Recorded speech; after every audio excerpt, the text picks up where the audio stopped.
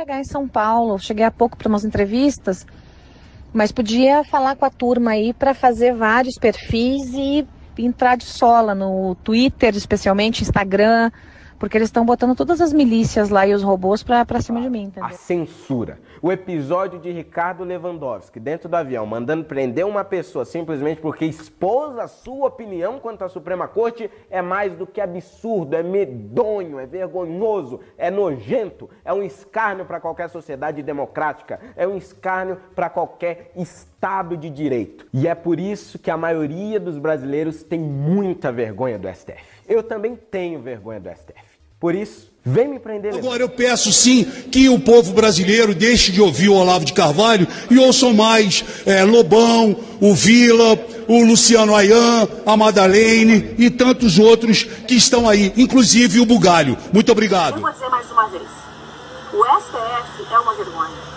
E eu vou dizer mais uma vez, ministro, o STF é uma vergonha. Vai mandar me prender também, Lewandowski? Estou pagando para ver. Vai mandar me prender também, Lewandowski? Vai mandar me deter em algum canto, em algum aeroporto, na saída do avião? É uma brincadeira. Vocês fazem o que querem, bem entendem com a Constituição, cospem no rosto de todo cidadão de bem brasileiro. E aqui, há exceções no Supremo, exceções que confirmam a regra. E certamente, Lewandowski e Gilmar Mendes não estão entre as exceções, né? Então, sim, o STF tem se portado de forma vergonhosa contra o país. Veja um palhaço triste com a cara do Carlos, o Coringa, ou um palhaço com cara de louco, de mal, sabe? Com a cara do Carlos. Vê aí, vê, se você não conseguir fazer, fala com o Jean. A primeira coisa que eu aprendi em casa é não mentir. Não mentir sobre ninguém. Muito menos sobre outra pessoa. Mas o Mourão, por exemplo, foi ele próprio torturador. E o Bolsonaro, você me desculpe, mas eu tenho o direito, como cientista político, de dizer para a nação brasileira que ele é. Ele tem como vice um torturador, que é o Mourão. Nós estamos falando de um vice que estava no porão da tortura. Eu tenho um compromisso com a verdade e não vou ser responsável. Estou falando dele que é vice e que foi torturador. Então, acabou. São dois fatos. Ele é o vice e ele é torturador. Quem ele agrega em torno de si, eu não sei. Agora, eu fico com medo de ter um vice-torturador. O senhor está fazendo uma acusação ao candidato a vice-presidente, que pode se tornar vice-presidente? Eu não estou fazendo uma acusação. Pois é, o Geraldo Azevedo, num show, falou que foi torturado pelo Mourão. Não estou fazendo acusação nenhuma. Você vai lá e entrevista o Geraldo Azevedo. Com base nesse depoimento que o senhor está falando? Entrevista o Geraldo Azevedo. Eu confio no Geraldo Azevedo. Então, você vai lá e... Por que ele mentiria? O general Mourão, aparentemente, vendo aqui a entrevista, falou para o repórter lá em Porto Alegre, negou enfaticamente o fato de ter sido torturador, disse que o Geraldo Azevedo cometeu um equívoco e afirmou que nasceu em 1953, que, portanto, ele nasceu, segundo o TSE a gente pesquisou, nasceu no dia 15 de setembro de agosto de 53, portanto ele tinha 16 anos em 69. Quer dizer, ele não tinha idade para... Podia até ser... É o que eu falei, isso foi o Geraldo Azevedo. Foi ele que falou. A primeira coisa que eu aprendi em casa é não mentir. A primeira coisa que eu aprendi em casa é não mentir. A primeira coisa que eu aprendi em casa é não mentir. Entender que não é o Deus das leis, que não pode mudar a Constituição e que existe o Exército Brasileiro. Para, se preciso for, colocar ordem nessa baderna que o próprio Supremo está instituindo. Ordem nesta baderna. Artigo 142, se necessário for.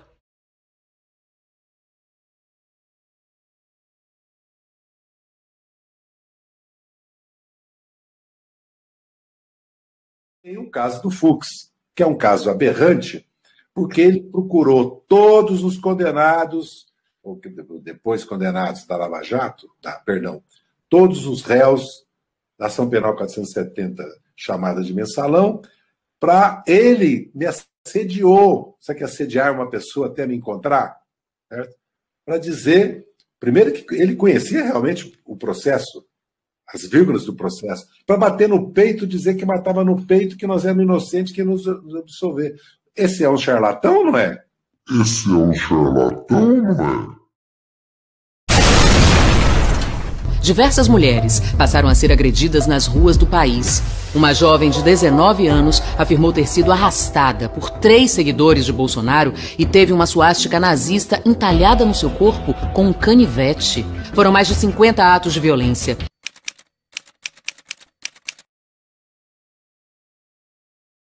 Vamos então falar sobre a jovem que teve o corpo marcado com uma suástica em Porto Alegre. Ela foi indiciada ontem à tarde por falsa comunicação de crime. Esses cortes, esses desenhos que foram feitos no corpo da jovem são lineares, superficiais e também produzidos de forma muito cuidadosa.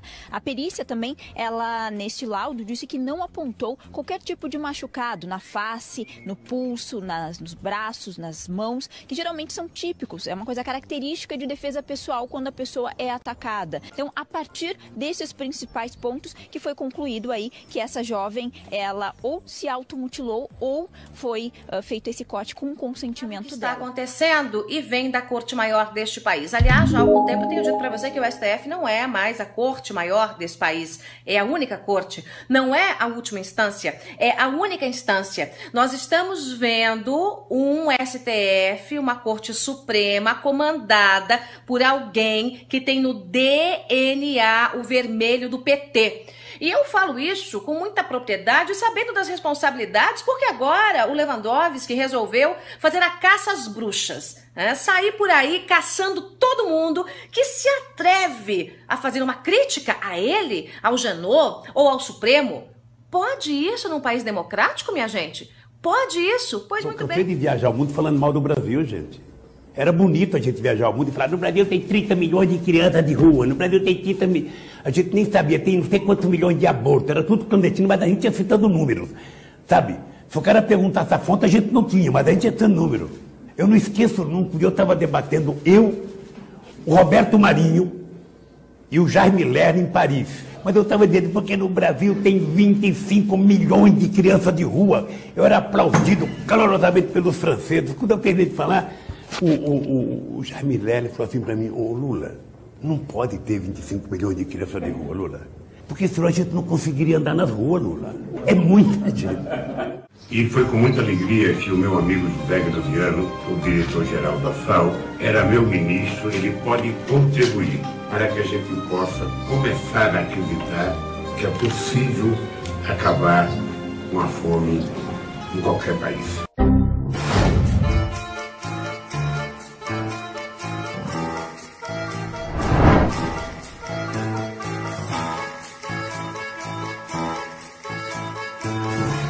Se o cara perguntasse a fonte, a gente não tinha, mas a gente ia tendo número.